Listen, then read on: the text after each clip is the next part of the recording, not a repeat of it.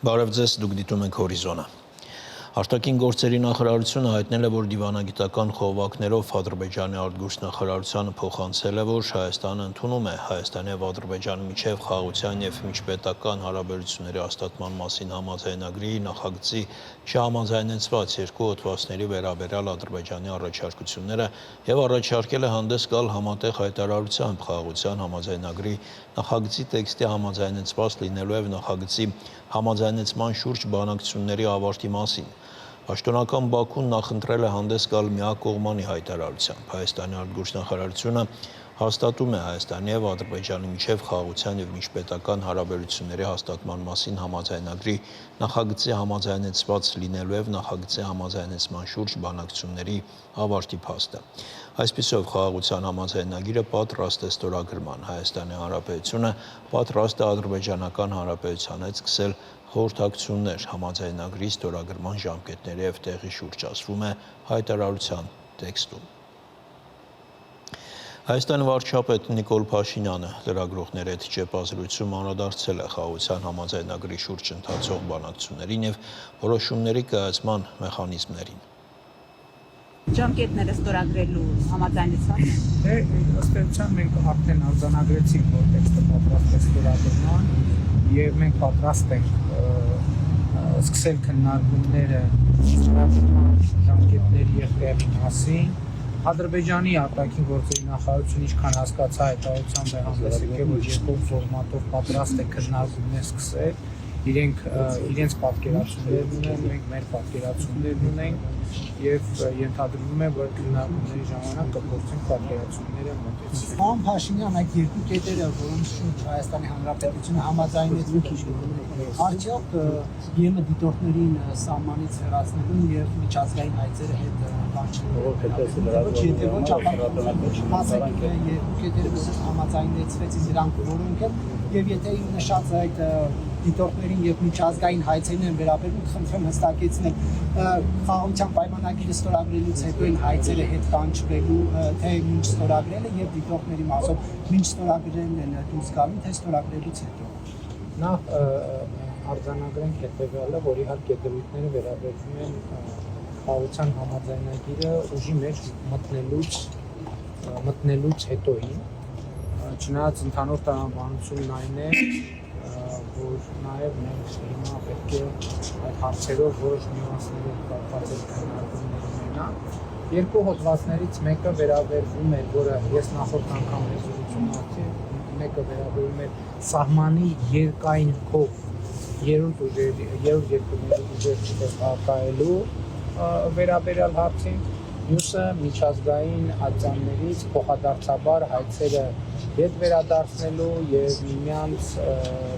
նկատմամբ գործողություններ իրականացնելու այդ դրույթներին էր վերաբերվում։ Ես ուզում եմ ձեզ նաեւ պատմել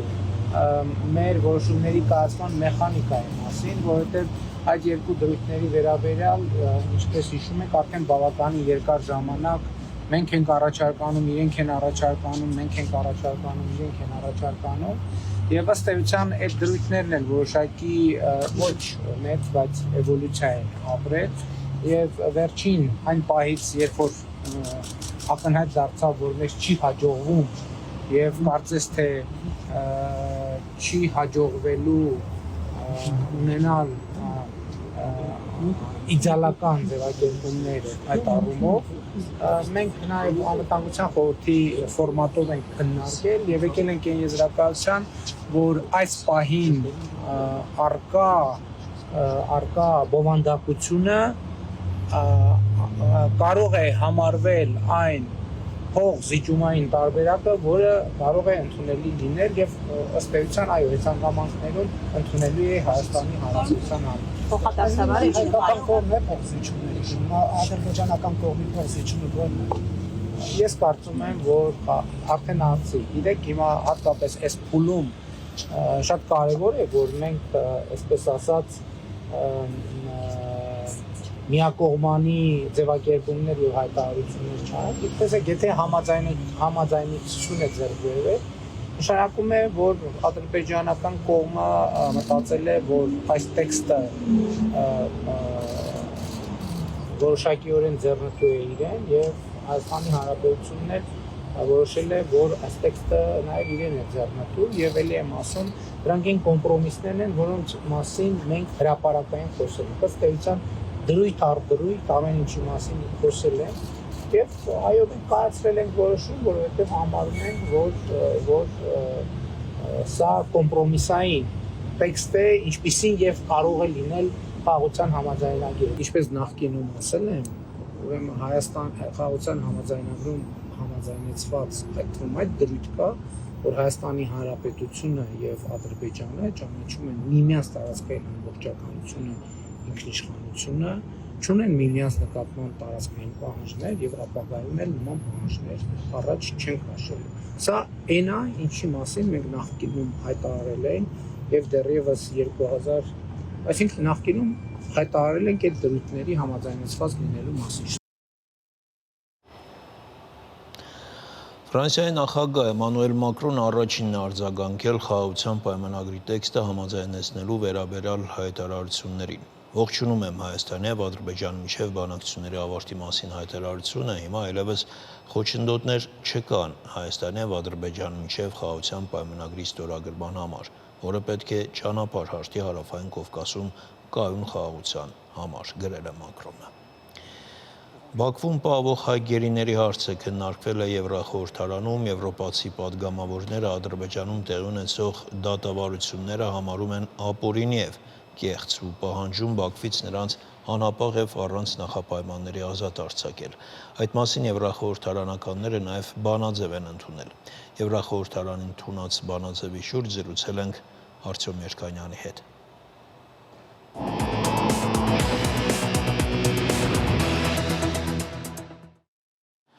Մինչ այդ ասեմ, որ չափազանց կարևոր է, որ շատ մեծ տարբերությամբ է ընդունվել բանաձևը 464 կողմ 115 դեմ 39 ձեռնպահ եւ Եվրախորհրդարանի բոլոր խմբակցությունների անդամները կան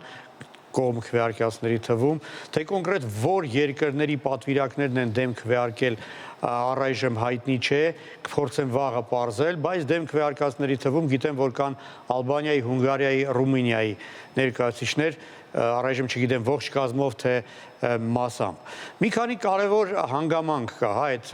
բովանդակության տեքստում։ Նախ իրադարձությունները, որոնք հետևել էին Ադրբեջանի Արցախ ներխուժումից հետո գնահատվում են որպես էթնիկ զտում։ Ինքը դատավարությունը հայ գերիների հանդեպ որակվում է որպես կեղծ եւ շինցու։ Ամբաստանյալի աթոռին նստած մեր հայրենակիցները անվանվում են պատանդ, հաստատվում է այն, որ նրանց նկատմամբ անմարդկային վերաբերում են հենց են ցուցաբերում Ադրբեջանի իշխանությունները եւ այդ թվում նաեւ օգտագործում են փսիխոակտիվ մեթոդներ նրանց վրա հոգեբանորեն ազդելու համար։ Հաստատվում է այն, որ նրանք անկախ փաստաբաններ իրավունքից զրկված են, որ չեն կարողանում հանդիպել ընտանիքի անդամների հետ եւ որ որոշումները, դատավորի որոշումները բողոքարկելու ցանկացած փորձ կանխվում է եւ որևէ հետևանք չի ունենում։ Նաև մտահոգություն են հայտնում եվրոպադգամավորները այն կապակցությամբ, որ Ադրբեջանի իշխանությունները արդեն կայացրել են ըստ էության Կարմիր խաչի միջազգային կազմակերպության գրասենյակը փակվելու է, ինչպես նաև ՄԱԿ-ի գրասենյակները եւ գործակալությունները, ինչը ել ավելի կբարդացնի այդ ամբաստանյալներին աջակցության ցուցաբերումը։ Այդ նպատակով կոչ են առնում Եվրամիության անդամ պետությունների դեսպանություններին ավելի ակտիվ դիրքորոշում ցուցաբերել, որպեսզի դիվանագետները ներկայանան դատական նիստին, հանդիպեն գերիներին եւ այլ ձևի մասնակցություն եւս ցուցաբերեն, մասնավորապես նաեւ կոչ է արվում Եվրամիության փոխնախագահին եւ մարդու իրավունքների հարցերով հատուկ հանձնարարականին հատուկ ներկայացուցիչին մեկնել Բաքու եւ հանդիպել հայ պատանդների հետ։ Կարևոր է, որ հստակ կոչ է արվում պատժամիջոցներ կիրառել հայերի եւ այլ քաղբանտարկյալների իրավունքները ոտնահարած ադրբեջանցի բարձրաստիճան կառավարության պաշտոնյաներին եւ կոնկրետ դրանցից 3-ի անունները հիշատակվում են։ Խոսքը դատախազներ Ջամալ Ռամազանովի եւ Անար Ռզաևի, ովքեր հենց հայ գերիների հարցերում են հանդես գալիս որպես մեղադրող,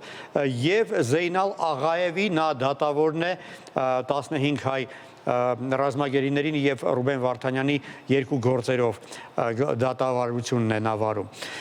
Կոչ է արվում միջազգային քրեական դատարանին հետևողականություն ցուցաբերել եւ հետաքննել Արցախում հայաթափման եւ էթնիկ զտման հանգամանքները։ Դա իհարկե իրատեսական չի լինի, եթե Հայաստանը հաստատի այն, որ համաձայնվում է Ադրբեջանի պահանջին եւ եթե կանչում Ադրբեջանի դեմ իր ունեցած բոլոր հայցերը։ Եվ ի վերջո կոչ է անվում Եվրահանձնաժողովին, այսինքն չեղարկել Ադրբեջանի հետ էներգետիկայի ոլորտում ռազմավարական համագործակցության մասին մեմորանդումը, որը 22 թվականին էր ստորագրվել, եւ նմանատիպ նոր փաստաթղթերի ստորագրումը շատ հստակ պայմանավորել հայ ռազմագերիների եւ այլ քաղբանտարկյալների վերաբերյալ Ադրբեջանի մոտեցումներով։ Իհարկե գիտակցում ենք, որ Ադրբեջանը անտեսելու է եվրախորհրդարանականների բոլոր այս պահանջները,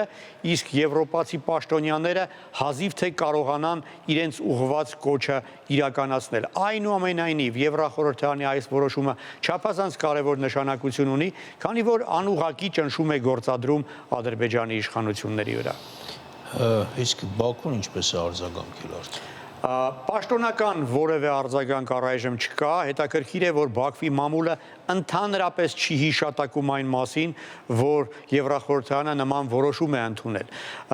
Մամուլում կան տեղեկություններ այն մասին, որ Եվրախորհրդարանում քննարկումներ են կայացել, բայց կայացված որոշման եւ այդ բանաձևի բովանդակության մասին ոչ մի խոսք չկա։ Միգուցե խոսեն այն բանից հետո, երբ արտգործնախարարությունը հայտարարությամբ հանդես կգա կամ եթե հայտարարությամբ հանդես կգա։ Առայժմ անուղղակիորեն միայն անդրադարձել է նախագահի օգնական Հիկմետ Հաջիևը, ով ասել է,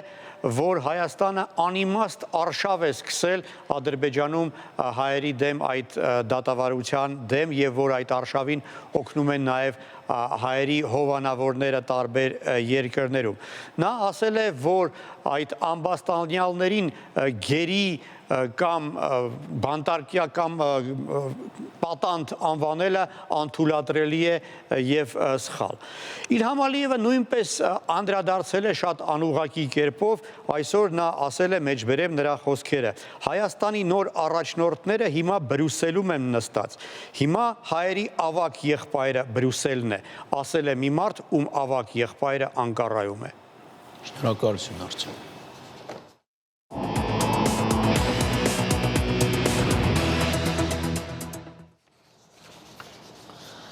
Բաքվում ապօրինաբար պահվող Արցախի նախկին պետնախարար Ռուբեն Վարդանյանը դադարեցրել հացադուլ։ Ընտանիքի հետ հեռախոսազրույցի ընթացքում նա 2 ձայնային ուղերձ է փոխանցել, մեկը հրապարակվել է 3, մյուսը նախընտրել է հրապարակել կիրակի։ Նա նաև հայտնել է, որ հաջորդ անգամ կխոսի միայն դատական եզրափակիչ նիստում, բայց միայն այն դեպքում, եթե այնտեղ լինեն միջազգային ներկայացուցիչներ։ Այսօրվա ձայնային ուղերձում նա մասնավորապես նշել է, որ իր հացադուլը ոչ միայն բողոքի, այլև անարդար դատավարության եւ ընդհանուր իրավիճակի վրա ուշադրություն հրավիրելու միջոց էր, որով նա ցույց տվեց, թե ինչ գին պետք է վճարեին նրանք, ովքեր կցանկանային մնալու ապրել Արցախում։ Թուրքիան դիտարկում է Ուկրաինա խաղաղապահներ ուղարկելու հնարավորությունը, դա կարող է տեղի ունենալ Եվրամիության հետ պաշտպանական եւ տնտեսական համագործակցության ընդլայնման շրջանակներում, այդ մասին գրում է Bloomberg-ը հղում անելով իր աղբյուրներին։ Ըստ լրատվամիջոցի Միացյալ Նահանգների եւ Եվրոպայի հակասությունների ֆոնին Անկարան դառնում է ավելի տեսանելի քաղաքական խաղացող եւ ՆԱՏՕ-ի հենասյուն է։ Թուրքիան ձգտում է Եվրամիության հետ ավելի սերտ ռազմական եւ տնտեսական համագործակցության։ Այդ նպատակին հասնելու համար երկիրը կարող է իր զինվորներին առաջարկել որպես խաղաղապահներ Ուկրաինայում, գրել է Bloomberg-ը։ Այսքանը կհանդիպենք ժամը 15-ին։